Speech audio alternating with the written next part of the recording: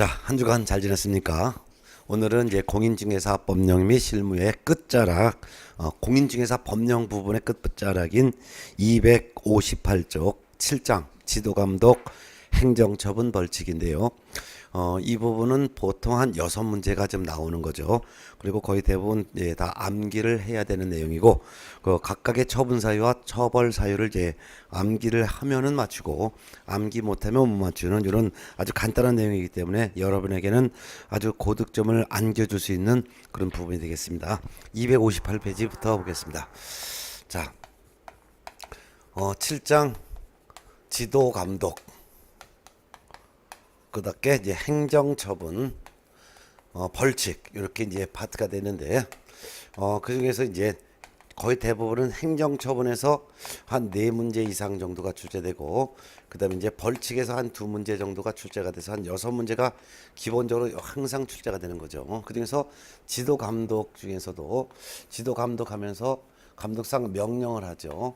즉 공인중개사법에 따라 중개업을 하는지 지도가 감독을 하는 관청이 일정한 경우에 감독 대상자인 개공에게 명령을 하는 것을 감독상 명령이라고 합니다. 그러면 감독상 명령과 관련됐을 때 누가 누구를 대상으로 감독하는지 그거부터 보겠습니다. 감독 관청은 행정관청이에요. 그래서 국토교통부 장관도 감독하고, 특별시장, 광역시장, 도지사도 감독하고, 또한 등록관청도 감독하는데요. 누구를 대상으로 감독하냐면은 개업 공인중개사를 대상으로 또는 거래정보 사업자를 대상으로 일정한 감독상 명령을 하게 되는 거죠. 또한 중개사무소 개설 등록하지 않고 중개업을 영위하는 자, 즉 무등록 중개업자를 대상으로도 감독을 하게 됩니다. 그럼 이와 같은 행정관청이 이런 개업 공인중개사 및 거래정보 사업자에 대해서 감독상 명령을 할 때 어떤 명령을 하냐면은 일정한 업무를 보고해봐라. 업무 보고 명령도 하고, 또는 자료를 제출해라. 이런 명령도 할 수 있고, 또는 공무원으로 하여금 이들의 사무소에 직접 출입시켜서 필요한 조사를 할 수도 있죠. 이 같은 명령을 하는데, 이 같은 자료 갖고 와봐라. 또는 업무 보고해봐라. 직접 들이닥쳐서 조사하는 것을 허건날 하면 안 되니까 감독상 명령을 할 수 있는 경우는 그렇게 제한을 뒀어요. 어떤 경우에 할 수 있냐. 일단 이와 같은 개업 공인중개사나 거래정보사업자에 대해서 법을 위반하고 있는지, 부동산 투기를 하고 있는지 동향을 파악할 목적이죠. 투기 동향 파악할 목적, 또는 이분들이 법을 위반하고 있는지, 이 법 위반 행위를 하고 있는지 확인할 목적 등으로 이렇게 이제 감독상 명령을 하죠. 자, 이 같은 감독상 명령을 받고도 이를 위반했으면 개업 공인중개사에 대해서는 업무 정지 처분을 할 수 있고, 거래정보사업자에 대해서는 500만 원 이하의 과태료를 부과하고, 무등록 중개업자는 고발 조치에서 3년 이하의 징역 또는 3천만 원 이하의 벌금에 처벌을 하는 거죠.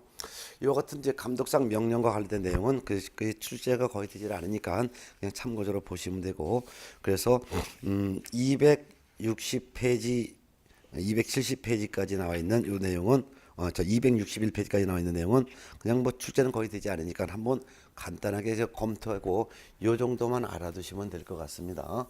자, 그러면 이 같은 내용도 이제 시험에 잘 나오지 않으니까 그냥 지워버릴게요. 그러면 이제 법을 위반한 자에 대한 제재가 바로 행정처분과 벌칙인데, 교재는 이제 263쪽 행정처분부터 바로 들어갈 거예요. 그래서 263쪽 이 행정처분에서 이제 문제가 많이 나오니까 행정처분을 다 이제 암기를 하셔야 됩니다. 이제 행정처분에 대해서도 개략적인 내용을 264페이지에 해놨으니까 한 페이지 넘어가면 264페이지 행정처분에 대한 개략적인 사항을 하나씩 가지고 정리할게요. 일단 등록관청은 개업 공인중개사가 법을 위반했을 때 이 개업 공인중개사에 대한 행정처분을 할 때 그 행정처분이 크게 보면은 등록 취소 처분과 업무정지 처분인데요. 등록 취소 처분과 업무정지 처분, 이 같은 행정처분을 하게 되는데, 그 등록 취소 처분도 반드시 해야 되는 경우, 해야 된다 하는 경우와 또 할 수 있다라는 경우로 둘로 나눠져 있다는 것을 이해해 두시고 업무정지 처분 사유에 해당되면 업무정지 처분을 할 수가 있도록 했습니다. 그런데 등록 취소 처분을 하고자 할 때는 먼저 사전에 청문을 실시해야 됩니다. 그렇지만 업무정지 처분하고자 할 때는 청문 실시하지 않고 업무정지 처분한다는 거 알아두셔야죠. 또한 시도지사, 특별시장, 광역시장, 도지사는 공인중개사가 법을 위반했을 때 공인중개사 자격을 취소하여야 하는 거, 자격을 취소해야 되는 경우가 있고, 또한 이 공인중개사는 세 종류의 공인중개사가 있죠. 그래서 공개공, 소공, 그냥 공인중개사 다 공인중개사인데 그 중에서도 공인중개사 중에서도 개공에 취직을 한 사람을 소공이라고 하죠. 이 소공에 대해서 시도지사가 6월 범위 안에서 자격정지 처분을 할 수 있는 경우도 있습니다. 그런데 이 자격 취소 처분을 하고자 할 때는 먼저 청문을 실시해야 됩니다. 그렇지만 자격 정지 처분하고자 할 때는 청문을 실시하지 않는다라는 거. 또한 국토교통부 장관은 거래정보 사업자가 법을 위반했을 때 이 거래정보 사업자에 대한 지정을 취소할 수 있다라는 사유가 있습니다. 이렇게 행정처분은 개공에 대한 등록 취소 업무 정지와 공인중개사에 대한 자격 취소와 그다음에 소공에 대한 자격 정지, 그다음에 거래정보 사업자에 대한 지정 취소를 합쳐서 우리는 행정처분이라고 하는데, 특히 취소 처분을 하고자 할 때는 청문을 실시합니다. 그렇지만 정지 처분하고자 할 때는 청문을 실시하지 않는다라는 거. 그래서 자격 정지 처분이나 업무 정지 처분하고자 할 때는 청문을 실시하지 않는다는 차이점, 이것도 좀 차이점을 알아두세요. 그러면 청문은 취소 처분에 앞서서만 청문 실시한다라는 거. 특히 등록 취소 처분을 받으면은 등록 취소 처분 받은 사람은 3년간 중개업에 종사할 수 없어요. 그렇기 때문에 등록증 반납해야 됩니다. 자격 취소 처분 받으면은 3년간 공인중개사도 될 수 없고 3년간 중개업에도 종사할 수 없죠. 그래서 자격 취소 처분 받은 사람도 자격증 반납합니다.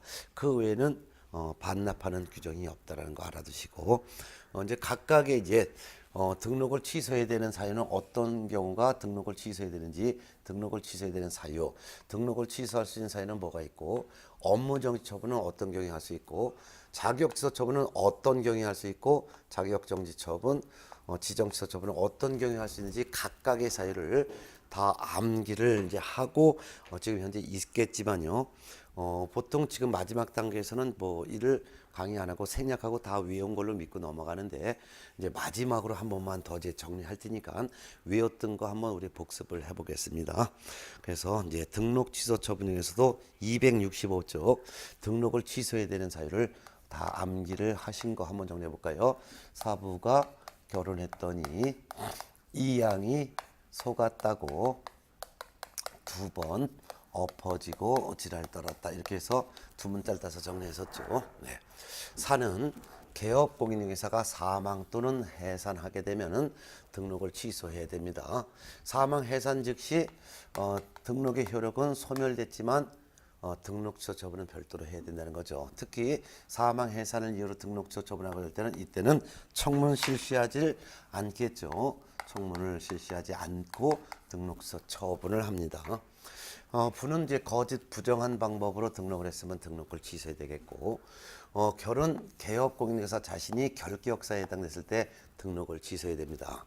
그런데 시험에서는 개업 공인중개사가 결격사에 해당된 경우 이렇게는 절대 문제를 내질 않죠. 뭐 그렇게 내면 다 100점 맞으라고요. 그래서 사례를 주어지겠죠. 그래서 어떤 경우가 개업 공인중개사가 결격사에 해당되는지를 사례로 주어지겠죠. 예를 들면은 개업 공인중개사가 중개업무하다가 금치산 선고를 받았거나 한정치산 선고를 받았거나 또는 파산 선고를 받으면 결격사에 해당되는 거죠. 그럼 등록을 취소해야 되겠죠. 또는 이 법이건 다른 법이건 징역형이나 금고형, 즉 금고 이상형의 실형을 선고받으면은 결격사에 해당되죠. 그럼 등록 취소해야 되겠죠. 금고 이상형의 실형뿐만 아니라 또는 집행유예를 받아도 집행유예기간 또는 결격사에 해당되니까 등록을 취소해야 되겠죠. 또는 이제 공인중개사 자격 취소, 공인중개사인 개업 공인중개사가 자격 취소 처분받으면 3년간 결격사에 해당되니까 등록도 취소되겠죠. 뿐만 아니라 공인중개사법 위반으로 즉 이 법을 위반하여 벌금형을 받았는데 그 벌금 액수가 300만 원 이상의 벌금형을 선고받아도 벌금형 선고로부터 3년간 결격사에 해당되니까 등록을 취소해야 되겠죠. 이렇게 사례를 주어지겠죠. 그 다음에 2양이 속았다 할 때 2는 이중 등록, 둘 이상의 등록하면 다 등록 취소해야 되겠고, 양은 등록증 양도되어죠. 즉 개업 공인중개사가 다른 사람에게 자기의 성명이나 또는 상호를 사용하여 중개 업무하게 했거나 또는 자기의 중개사무소 등록증을 양도되어 있을 때 등록을 취소해야 되겠죠. 속은 개업 공인중개사가 다른 개업 공인중개사에 또 이중 소속했을 때 등록을 취소해야 되겠고, 요거 두 번 업무 요거 아주 상습법은 매년 시험 나와요. 이것도 사례를 주어지고 시험 문제 나오니까 알아두셔야 돼요. 최근 1년 이내에 2회 이상 업무정지 처분을 받았어요. 업무정지 처분을 2회 이상 받고 다시 업무정지에 해당되는 위반 행위를 했다면 업무정지에 해당되는 행위에 대해서도 등록을 취소해야 되는 거죠. 그래서 상습법은 2+1, 그래서 요 1에 해당되는 행위가 업무정지에 해당되는 행위에서도 등록을 취소해야 되죠. 자, 근데 이와 같은 경우는 업무정지 처분만 2회 받고 다시 업무정지에 해당되는 행위를 했어도 등록을 취소하지만 업무정지 처분과 과태료 처분을 함께 받았다 하더라도, 즉 업무정지와 과태료 처분을 3회 이상 받았다 하더라도 이 3회 안에 업무정지 처분이 2번 이상 있고 다시 업무정지에 해당되는 위반 행위를 했어도 등록을 취소해야 된다는 것 꼭 기억해야 되죠.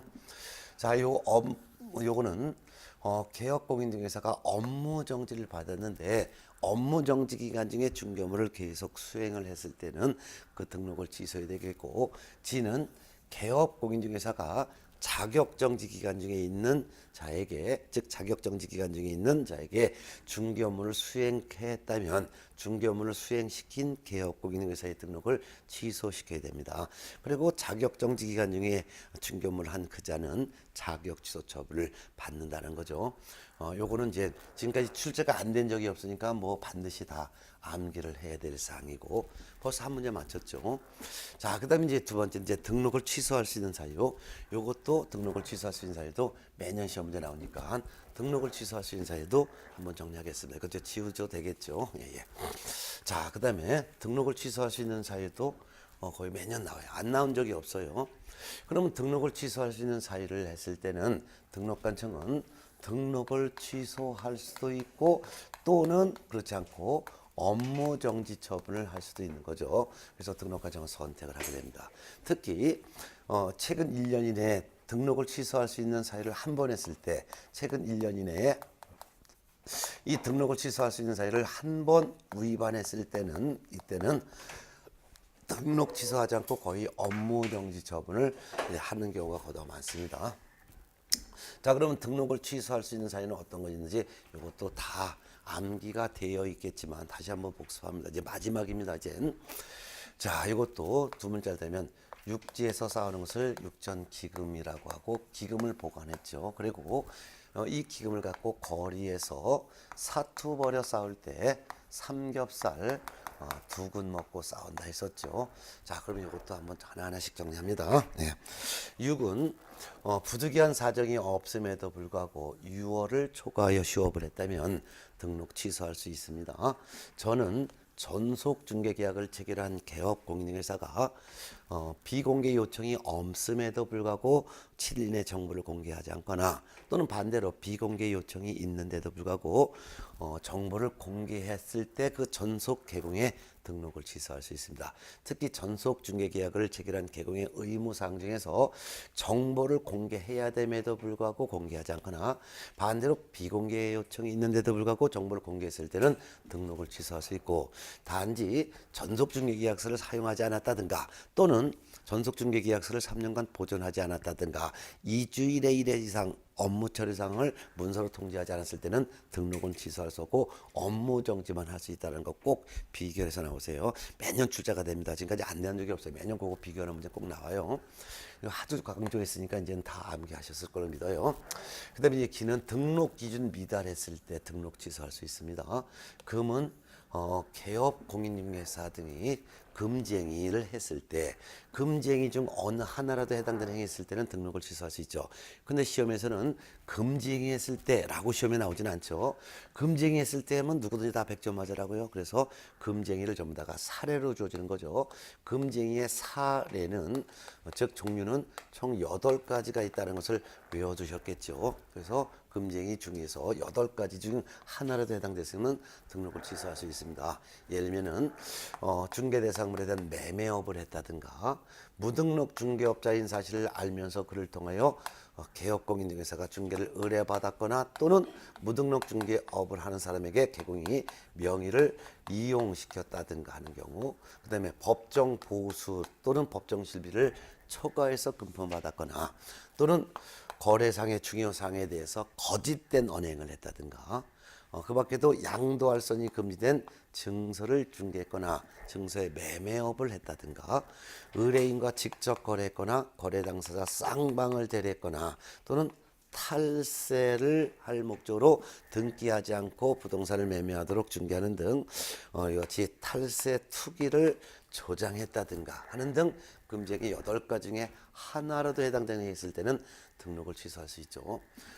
또는 업무 보증 설정하지 않고 중개 업무를 했을 때입니다. 그런데 시험에서는 업무 보증을 설정하지 않고 업무를 개시했을 때라고 출제하기보다는 손해배상 책임을 보장하기 위한 조치를 이행하지 아니하고 업무를 개시했을 때 이렇게 시험 문제 나오죠.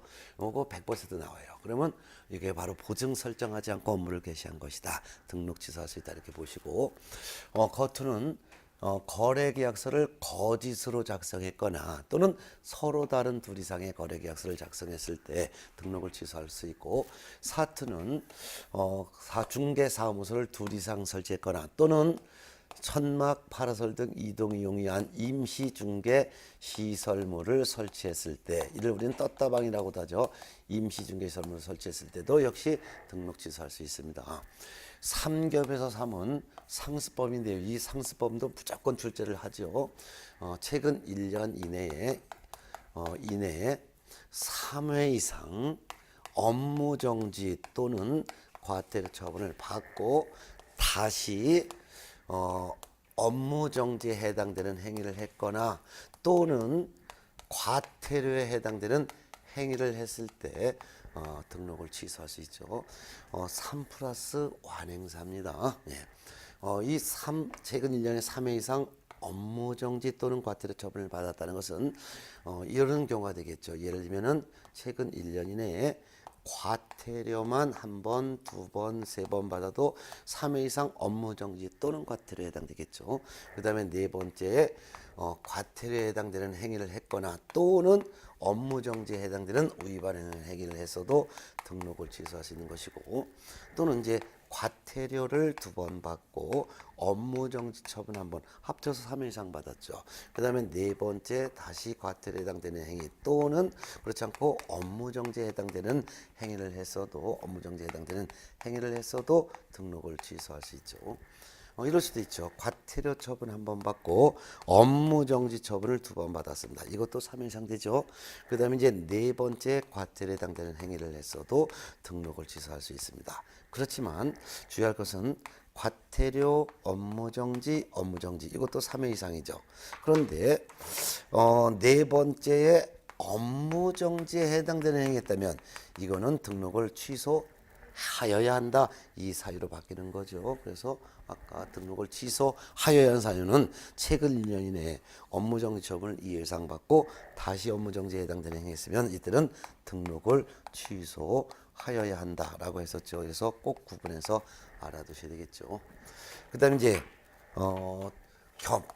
요거 법인인 개업공인중개사가 겸업 위반을 했을 때 법인 개업공인중개사는 겸업 위반 이렇게 나오진 않아요. 겸업 위반이 어떤 건지가 사례로 주어지고 문제를 내겠죠. 법인 개업공인중개사는 겸업할 수 있는 것은 6가지만 할 수 있었죠. 관리 대행, 상담, 경영기법 제공, 분양 대행, 이사업체 등의 속에 경공외 업무, 요거 6가지만 겸업할 수 있죠. 요 6가지 업무 외에 업무를 겸업했다면 이게 겸업 위반이죠. 법인이 개업공인사에 등록을 취소할 수 있죠. 그다음에 요 두고는 이것도 한번 한 지문은 잘 떠요.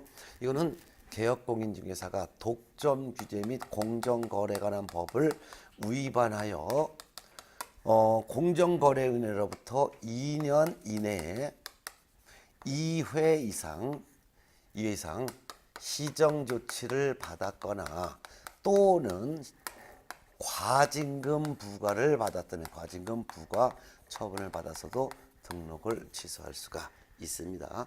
자, 그러면 이제 등록을 취소할 수 있는 사유도 이걸 무조건 다 암기가 되어 있어야 돼요. 지금까지 출제가 안 된 적은 한 번도 없습니다. 예.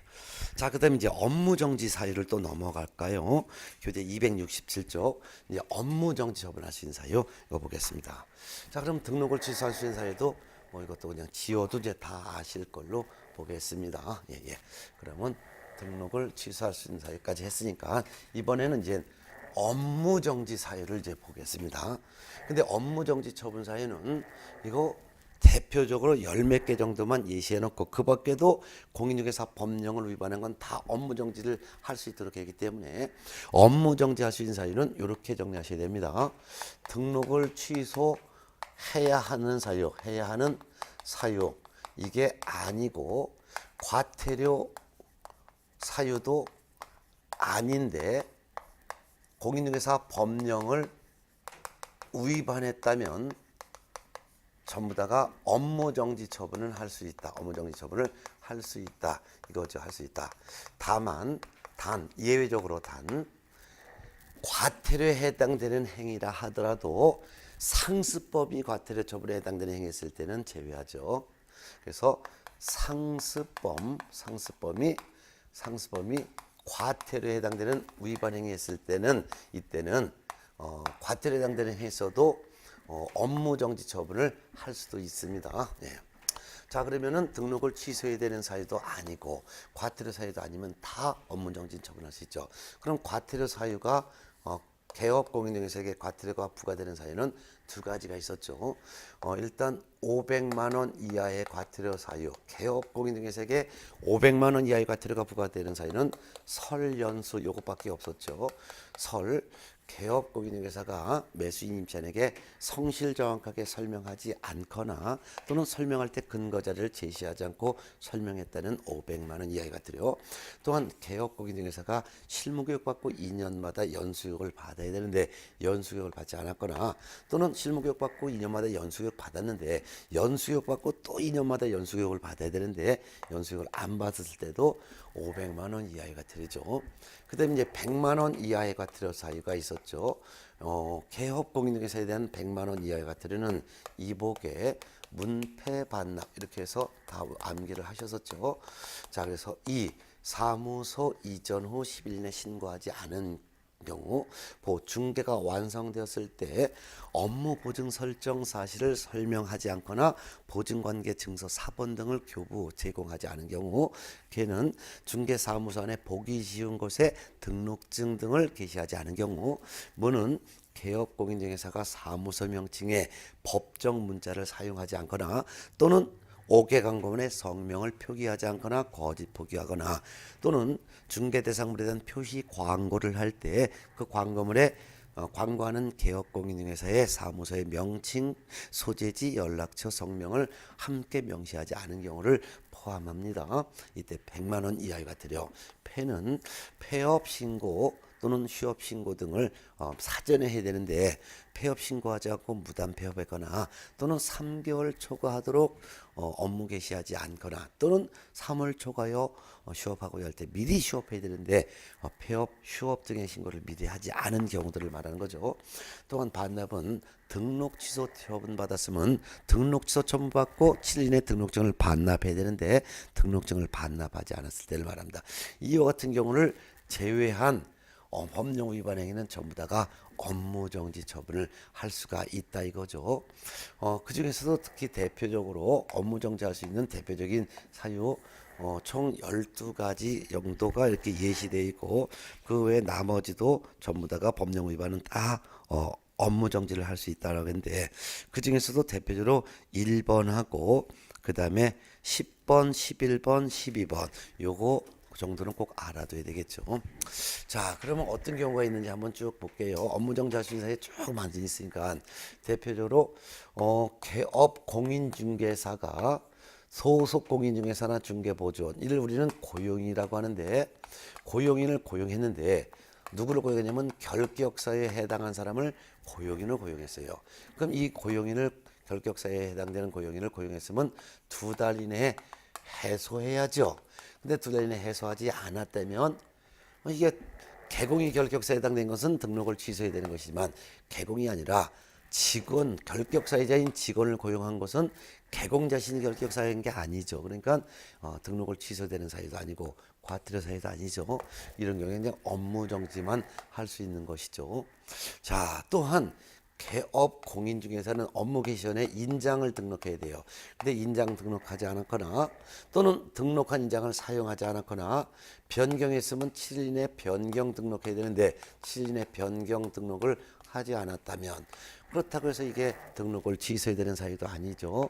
과태료 사유도 아니죠. 그러면 업무 정지는 할 수 있는 거죠. 또한 개업 공인중개사가 정보망에 정보를 공개할 때 거짓 정보를 공개했어요. 또는 공개한 정보에 대한 거래가 완성됐는데 거래가 완성된 사실을 지체 없이 거래정보사업자에게 통보하지 않았어요.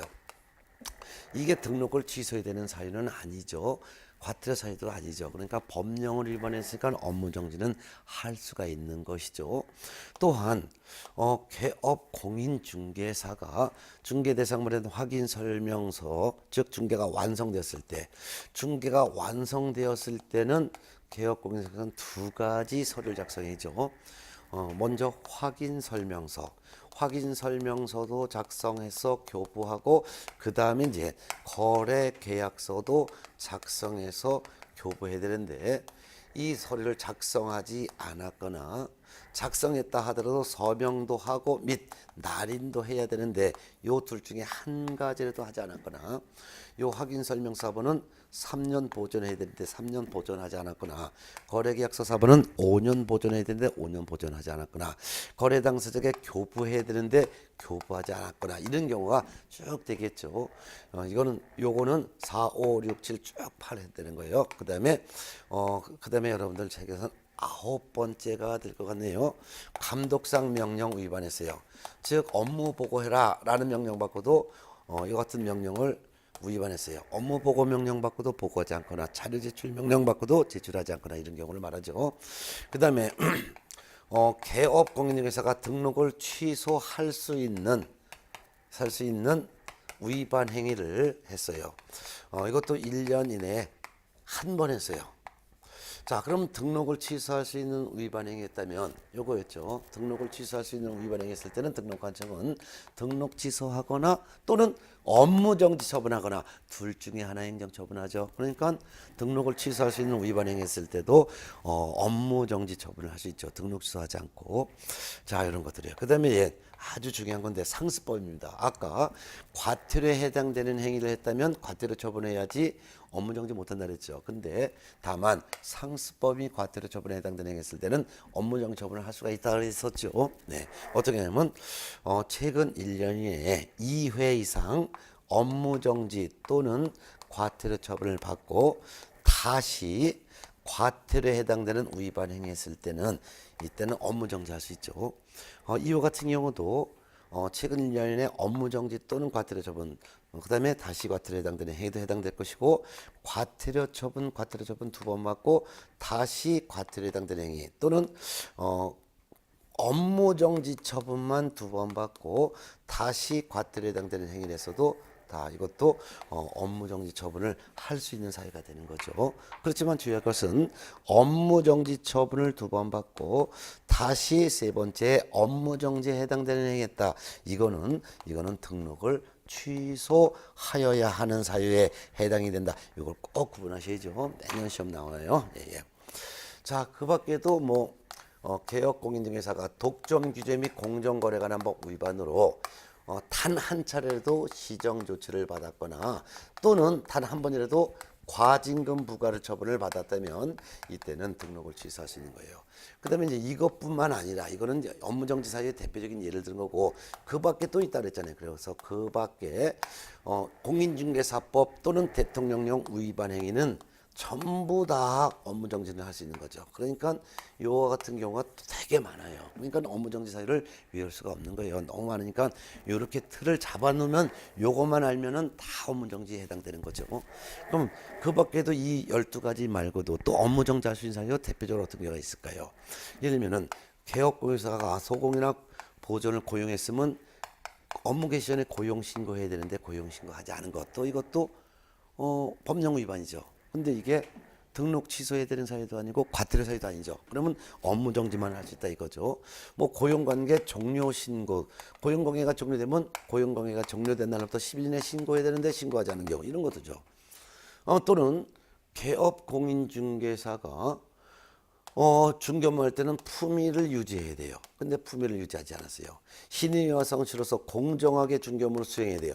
근데 공정하게 중개업무 수행하지 않았어요. 이것도 등록을 취소해야 되는 사유는 아니고 과태료 사유는 아니니까 업무정지를 할 수 있죠. 업무상 관련된 비밀을 준수해야 돼요. 누설해야 되면 안 되는데 누설했어요. 이것도 등록을 취소해야 되는 사유는 아니고 과태료 사유는 아니니까 이것도 업무정지만은 할 수 있죠. 또한 개업 공인중개사가 업무 보증을 변경할 수 있어요. 근데 보증 변경은 이미 설정한 보증의 효력이 있는 기간 중에만 변경하시는데 이미 설정한 보증의 효력이 있는 기간 중이 아닌 보증의 효력이 없는 기간 중에 보증을 변경했다든가 이런 것도 뭐 전부 다가 뭐 업무 보증으로 배상했으면 배상 후 15일 이내에 다시 설정해야 되는데 다시 설정하지 않았다든가 또는 계약금 등을 예치할 때 개업공인중개사 명의로 예치한다면은 자기 소유의 증거는 분리해서 관리해야 되는데 분리해서 관리하지 않았다든가 또는 개업공인중개사 명의로 계약금 등을 예치했을 때 거래 당사자 동의 없이 무단으로 인출하면 안 되는데 예치된 계약금 등을 무단으로 인출했다든가 뭐 계약금 등을 예치하면서 개업공인사 명의로 예치할 때는 예치하는 금액만큼의 보증을 또 설정해야 되는데 그 보증을 설정하지 않았다든가 또는 부직 6조 2항에 규정된 개업공인중개사는 전국의 부동산을 중개할 수 있는 게 아니라 자기 사무소가 있는 특별시, 광시, 도 내에 있는 부동산만 중개할 수 있는데 자기 사무소가 있는 시도가 아닌 시도 외, 자기 사무소 시도 외에 있는 물건을 중개했다든가 뭐 무지하게 많죠. 그래서 업무정지 사유는 이런 걸 외우는 게 아니라 등록을 취소해야 되는 사유도 아니고 과태료 사유도 아닌데 법령 위반은 다 업무정지할 수 있다. 다만 상습범인 최근 1년 이내 2회 이상 업무정지 또는 과태료 처분을 받고 다시 과태료에 해당되는 행위했을 때 이때는 등록을 취소해야 된다. 이렇게만 좀 알아면 되겠죠. 자, 그러면 개업 공인중개사에 대한 행정처분 중에서도 상습범에 대해서 가중처분하는 것은 너무너무 아주 항상 잘 나오니까 상습범에 대해서 특히 등록을 취소해야 되는 상습범 중에서는 2+1 그 다음에 등록을 취소할 수 있는 경우는 3+1 그 다음에 업무정지할 수 있는 경우는 2+1이고 1+1은 없다라는 걸 꼭 유념하셔야 돼요. 그래서 최근 1년 이내 업무정지 한 번 받고 다시 업무정지에 해당되는 행위다. 이거는 업무정지만 할 수 있는 것이지 가중 못한다는 거. 과태료 처분 한 번 받고 다시 업무정지에 해당되는 행위다. 이것도 업무정지. 과태료 한 번 받고 다시 과태료에 해당되는 행위다. 이거는 이제 과태료 처분만 하는 거지. 상습범이라 하더라도 최소 2+1은 돼야지만 상습범 가중 처분한다는 거 알아두시고. 그 다음에 이제 268페이지에 보면은 개공에 대한 행정처분 중에서 요것만 업무정지 처분에 대한 제적기간 규정이 있죠. 업무정지 처분은 그 사유가 발생한 날로부터 3년이 경과되면 업무정지 처분을 할 수가 없다. 요거 제척기간은 업무정지에만 제척기간 규정이 있고 다른 처분에 대한 제척기간이 없다는 거. 따라서 등록취소나 자격취소나 자격정지나 지정취소는 그 사유가 발생한 날로부터 3년이 경과되는 일을 할 수 없다. 이런 규정이 없다라는 거. 그래서 꼭 기억해 두셔야 돼요. 자, 특히 업무정지는 이제 6개월 범위 안에서 업무정지 할 수 있는데 구체적으로 업무정지 그 기간에 대한 기준이 270페이지에 나와 있고 그 중에서도 총 4가지 6개월의 기준을 외우더라 그랬죠. 1번에 해당되는 거 270페이지에서 1번에 업무정지 6개월, 그 다음에 4번에서 업무정지 6개월, 그 다음에 교재 12번에서 업무정지 6개월, 그 다음에 13번에서 업무정지 6개월. 요 4가지는 꼭 기억해 두세요. 나머지는 3개월로 이렇게 정리하셔도 되는데 업무정지 사유 중에서도 업무정지 기준이 6개월로 되어 있는 거 4가지는 꼭 기억하셔야 돼요. 즉 개업공인중개사가 결격사유에 해당되는 고용인을 두었는데 2달 이내 해소하지 않았을 때, 그 다음에 정보망의 거짓 정보를 공개했거나 했을 때 6개월, 그 다음에 등록을 취소할 수 있는 위반 행위, 즉 상대적 등록 취소에 해당되는 행위, 이걸 취소라고 했고요. 등록을 취소할 수 있는 위반 행위 했을 때 등록 취소하지 않고 업무정지 한다면 6개월, 그 다음에 최근 1년 이내, 그래서 최근 1년 이내 2회 이상 업무정지 또는 과태료 처분을 2회 이상 받고 다시 과태료에 해당되는 상습법 위반 행위 했을 때, 이때 과태료 처분이라도 업무정지 할 수 있는데 업무정지 한다면 6개월. 여기서 결정 취가 요거 4가지를 6개월 업무정지 기준 꼭 외워두시고 나머지는 뭐 3개월, 2개월, 1개월 쭉 있지만 요 6개월짜리는 그냥 외워두시고 나머지는 그냥 두시면 될 것 같습니다. 네. 시간 되시는 분은 다 외우시고 그렇지 않으시면 최소한 요 4가지 6개월 기준 외워 있어야 됩니다. 자, 그다음 이제 272쪽을 보면은 재등록 개업 공인중개사에 대한 행정처분이 있는데 이 재등록 개업 공인중개사에 대한 행정처분은 폐업했다 다시 등록한 개업 공인중개사의 행정처분이니까 좀 이것도 시험에 나옵니다. 지금까지 시험에서는 요 개업 공인중개사에 대한 등록 취소에서는 해마다 한 문제 내지 2문제, 업무정지에서 한 문제, 그 다음에 272쪽 재등록 개업 공인중개사에 대한 행정처분에서 한 문제가 출제가 됩니다. 자, 이거는 폐업 신고했다가 다시 중개사무소 개설 등록한 개업 공인중개사에 대한 행정처분을 의미하는데 지금까지 공부한 거는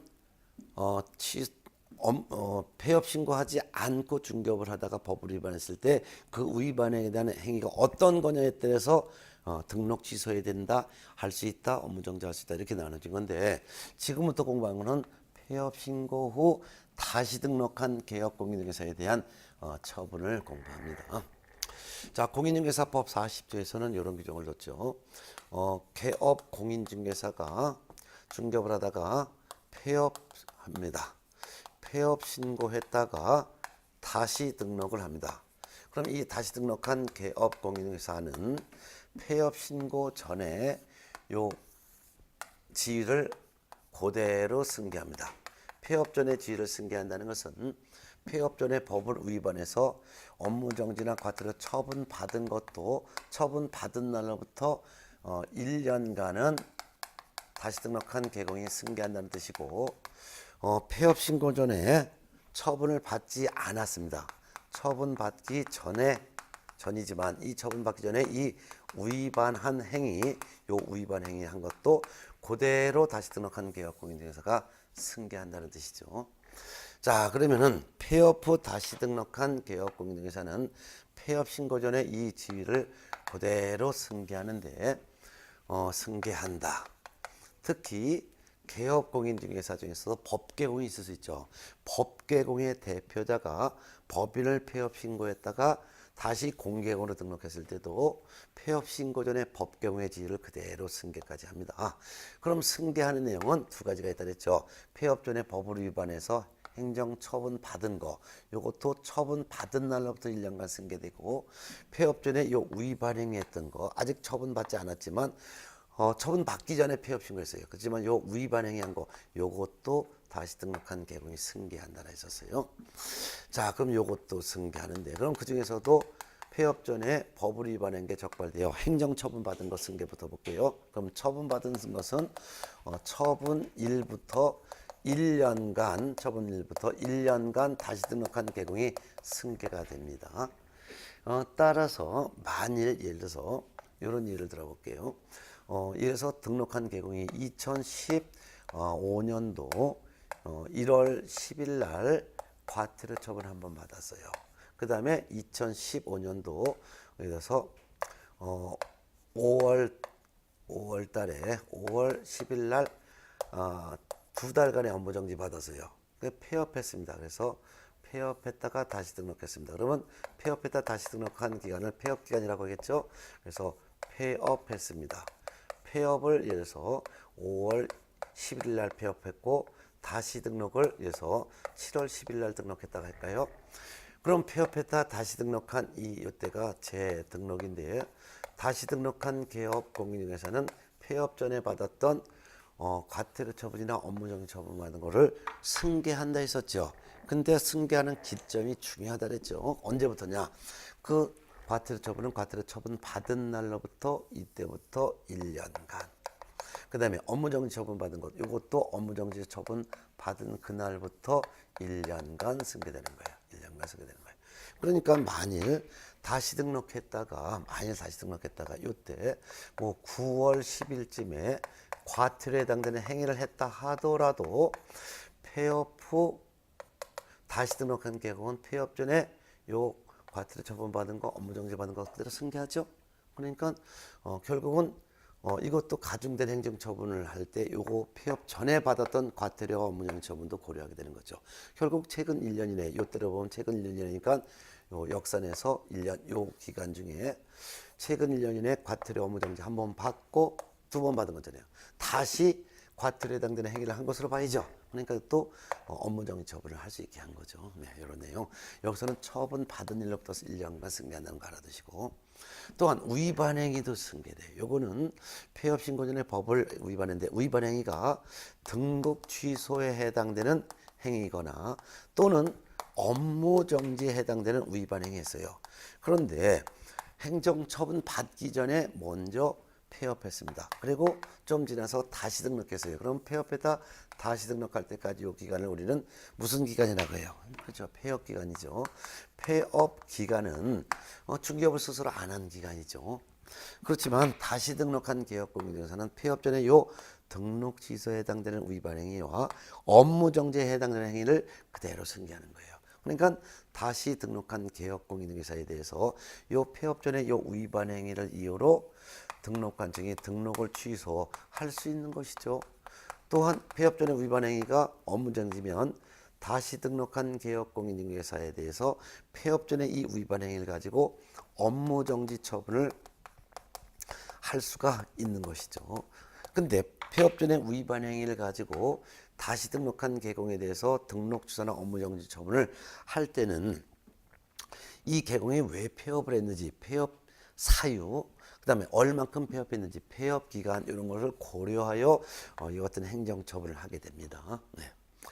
특히 만일 폐업했다 다시 등록한 기간, 요 기간이 만일 한 5개월 폐업했다를 가정해봐요. 그러면 폐업 전에 위반 행위를 가지고 다시 등록한 개업공인중개사에 대해서 나중에 등록 취소 처분을 했다면 결격 기간은 등록 취소 3년을 적용하는 게 아니죠. 그러니까 결격 기간에서 외웠잖아요. 시험 꼭 나온다고. 그래서 폐업 전에 위반 행위를 가지고 다시 등록한 개공에 대해서 등록 취소 처분을 만일 했다면 그 결격 기간은 등록 취소일로부터 3년에서 만일 폐업 기간이 5개월이면 5개월은 공제하죠. 결국 등록 취소 후 2년 7개월 동안만 결격 기간이 적용된다라는 거였었죠. 자, 이와 같이 폐업 전에 위반 행위를 가지고 폐업했다 다시 등록한 개공에 대해서 등록 취소 처분이나 업무정지 처분을 할 수 있는 게 원칙인데, 다만 폐업 기간이 만일 if 3년 초과됐다면 이때는 폐업 전에 이 등록 취소에 해당되는 위반 행위를 가지고 다시 등록한 개공에 대해서 등록 취소 처분을 일단은 할 수가 이때는 없는 것이죠. 왜?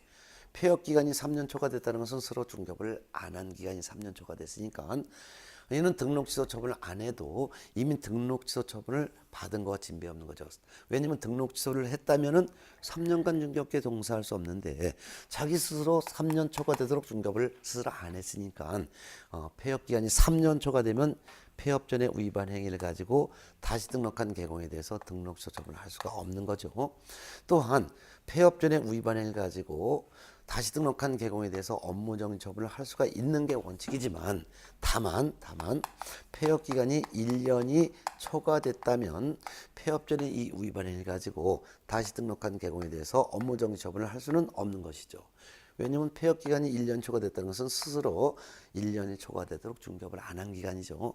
그러면 업무정지 안 받았어도 스스로 중개업을 안 한 기간이 1년 초과됐으니 업무정지 처분 받지 않았어도 업무정지 처분 받은 거와 진배 없다는 뜻이고, 뿐만 아니라 상습법은 전부 다가 가중처분하는데 상습법은 가중처분할 때 전부 다가 최근 1년 이내 이렇게 돼 있단 말이에요. 그래서 가중처분할 수 있는 기간 1년도 초과됐으므로 폐업 기간이 1년 초과됐으면 폐업 전에 위반 행위가 업무정지라면 다시 등록한 개공에 대해서 업무정지 처분을 할 수가 없다라는 거. 이것도 무조건 시험 문제가 한 문제가 여기서 나온다는 건 뭐 이미 예정돼 있으니까 다 외워두셔야 될 사항들이었죠. 예. 자, 이렇게 했습니다. 그 다음에 이제 273쪽 보면은 등록 취소 처분의 조치라는 게 있어요. 자, 개공에 대한 행정처분 중에서 이와 같이 등록 취소나 업무정지 뭐 이런 게 있었는데, 자, 그럼 뭐 이거 사유는 뭐 이미 다 외운 거고, 예. 자, 그러면은 이렇게 해서 한번 지우서 볼까요? 자, 그러면은 만일 등록 취소 처분을 만일 했다면 등록 취소 처분을 받은 자는 그때부터는 개공의 신분이 없어지는 거죠.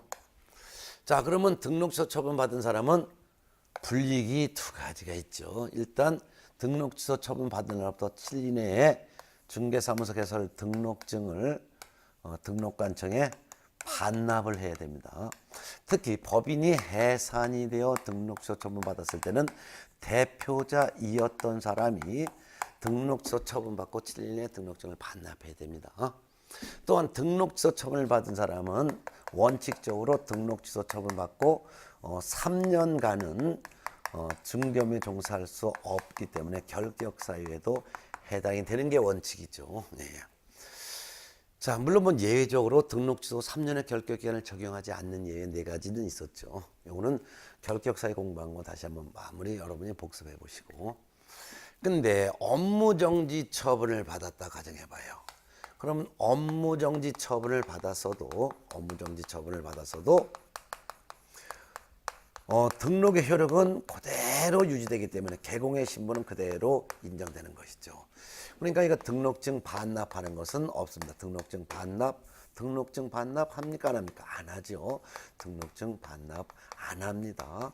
단지 업무정지 기간 동안만, 업무정지 기간 중에는 중개 업무를 할 수가 없을 뿐이죠. 업무정지 기간 중에 중개 업무가 적발되면은 등록 취소 처분 받습니다. 물론 등록 취소 처분 사람은 등록증도 반납하지만 등록 취소 처분 받은 후 지체 없이 뭐 해야 될까요? 지체 없이 이제 나와야 되는데 스스로 입에서 탁탁 나와야죠. 사무소 간판 철거를 해야 될 의무가 있는 것입니다. 그렇지만 업무정지 처분 받은 사람은 간판 철거 의무가 있다 없다? 없다라는 거. 예. 이것도 좀 같이 알아두면 좋겠습니다. 여기 이제 기본적인 사항입니다. 자, 근데 등록 취소 처분을 했다든가 업무정지 처분한 등록관청은 등록 취소 처분이나 업무정지 처분하고 나서 다음 달 10일까지 누구한테 알려줘야 될까요? 네, 공인중개사 협회에다가 통보는 해줘야 된다는 거. 그리고 등록 취소나 업무정지 처분한 후 다음 달 10일까지예요. 10일까지라는 것은 다음 달, 이거를 말합니다. 다음 달 10일까지 협회에다 통보해줘야 된다는 거. 이런 것까지도 같이 종합적으로 하면 이제 공부가 어느 정도 이제 마무리가 될 것 같습니다. 네, 예. 자, 그럼 이번 시간에는 이제 개공에 대한 행정처분을 갖고 있고, 쉬었다가 둘째 시간에는 274쪽에 있는 274쪽에 있는 공인중개사에 대한 행정처분. 여기도 또 한 문제가 나올 때도 있고 두 문제가 나올 때도 있어요. 과거 이 행정처분에서 많이 나올 때는 8문제가 나온 적도 있죠. 최근에 가장 적게 나올 때가 4문제였었어요. 그러면 쉬었다가 공인중개사에 대한 행정처분과 그다음에 소속 공인중개사에 대한 행정처분, 거래정보사업자에 대한 행정처분 같이 보고 그다음에 이제 벌칙까지 보도록 하겠습니다. 예.